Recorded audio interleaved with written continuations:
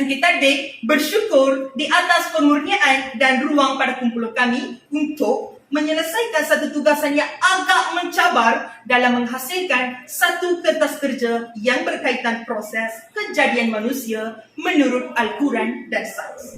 Terima kasih diucapkan kerana telah memberi waktu untuk menyelesaikan kertas kerja ini, dan peringanan ini amatlah bermakna untuk kumpulan kami. Dengan melaksanakan tugasan ini, kami telah dapat mempelajari pelbagai ilmu yang berkaitan proses kejadian manusia.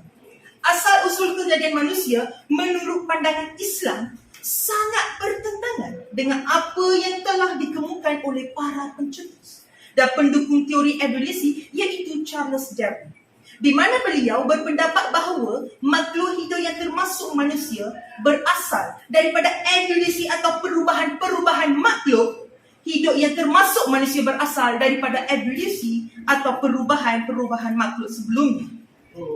Di mana menentang pendapat teori evolusi Charles Darwin, dan penentangan ini terjadi kerana pemikiran mereka didasarkan pada berita-berita dan informasi dalam kitab sucinya masing-masing.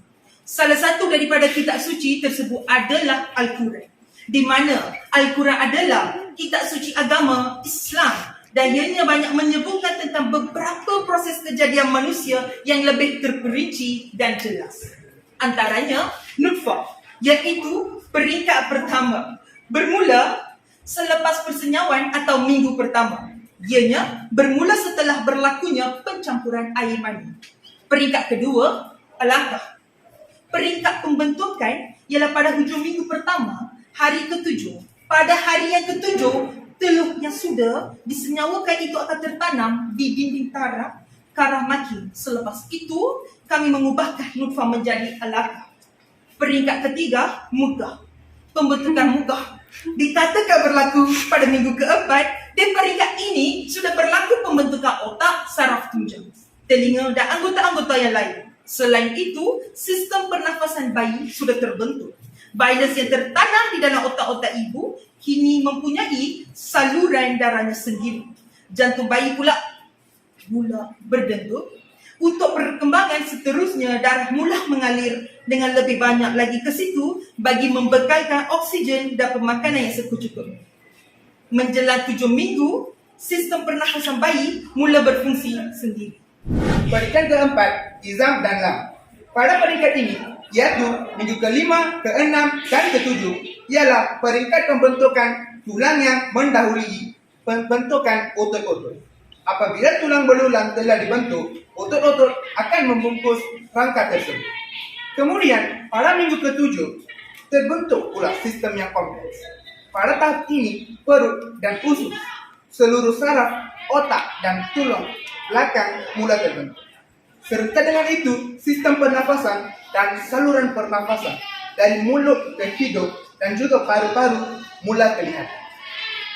Begitu juga dengan organ pembiakan, kelenjar, hati, buah pinggang, kundi air kencing dan lain-lain terbentuk dengan lebih sempurna lagi. Kaki dan tangan juga mula tumbuh. Begitu juga mata, telinga dan mulut semakin sempurna. Pada minggu ke-8, semuanya telah sempurna dan lengkap.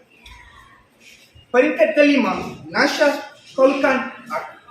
Pada peringkat ini, iaitu menjelang minggu ke-8, beberapa perubahan lagi berlaku. Perubahan pada tahap ini bukan lagi embrio, tetapi sudah masuk ke peringkat janin. Pada bulan ketiga, semua tulang janin telah terbentuk dengan sempurnanya. Kuku-kukunya pun mula tumbuh. Pada bulan keempat, pembentukan uri menjadi cukup lengkap, menyebabkan baki parental bayi dalam kandungan hanya untuk menyempurnakan semua anggota yang sudah wujud. Walaupun perubahan tetap berlaku, tetapi perubahannya hanya pada ukuran bayi sahaja. Janin mendapat makanan melalui uri. Kesimpulannya, proses kejadian manusia terbagi kepada dua tiada, yaitu Barat dan Islam. Melalui teori Barat, pada mulanya dipercayai, tetapi akhirnya dilagui oleh golongan intelektual dan dianggap tidak relevan. Hanya teori Islam masih relevan dan terbukti hingga kini. Oleh itu, manusia dianggap mulia dan sebaik-baik kejadian di muka bumi. Manusia juga telah menjadi khalifah di muka bumi dengan menjalankan tanggung jawab dan tugasan mereka. Sekian, terima kasih.